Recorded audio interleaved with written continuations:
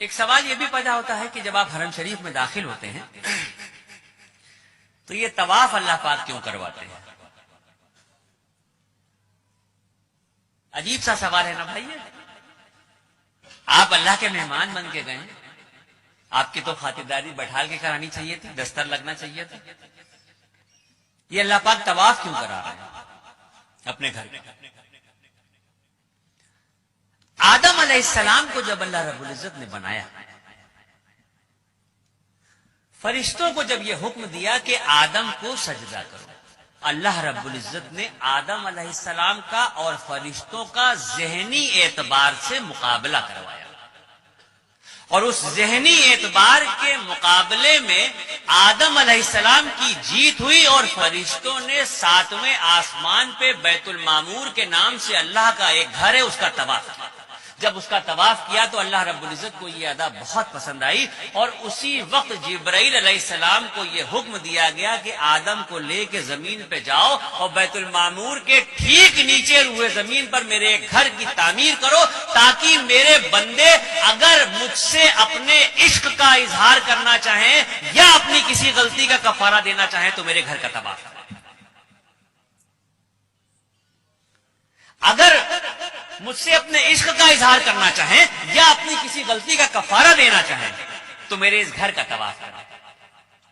اور سن لیجئے، ہم جو اللہ کی اشرف المخلوق ہیں، ہماری جب تک سانس چل رہی ہے آپشن کھلے ہوئے ہیں ہمارے سامنے. ہم زندگی میں جتنی بار چاہیں مکہ شریف جائیں، جتنی بار چاہیں حرم شریف جائیں، اور جتنا چاہیں اتنا طواف کریں. لیکن وہ جو بیت المعمور کے نام سے اللہ کا گھر ہے جس کے فرشتے سے طواف کرتے ہیں، تو 70,000 فرشتے روز اس گھر کا طواف کرتے ہیں، اور ایک بار جو فرشتہ طواف کر رہا ہے قیامت تک اس کا دوبارہ نمبر نہیں آئے گا. اتنے فرشتے ہیں، اس درجہ طواف ہو رہا ہے کہ ایک بار جو طواف ہو رہا ہے وہ دوبارہ نہیں آئے گا. اب یہ جو زمین پہ خانہ کعبہ کی تعمیر ہوئی، تو اب تو ترقی ہو چکی ہے دنیا میں، ہر چیز آسان ہو گئی ہے. آپ گوگل پہ دیکھ سکتے ہیں، نقشہ اٹھا کے دیکھ سکتے ہیں، موبائل پہ دیکھ سکتے ہیں، کسی بھی طرح سے اگر آپ دیکھنا چاہیں آپ گوگل کے نقشے پہ جا کے دنیا کا نقشہ ڈالیے، اور دنیا کے نقشے پہ جب آپ دیکھیں گے تو پوری دنیا آپ کو گول دکھائی دے گی. یہ تو نقشے کے دیکھے بغیر بھی سب کو پتا ہے کہ دنیا گول ہے.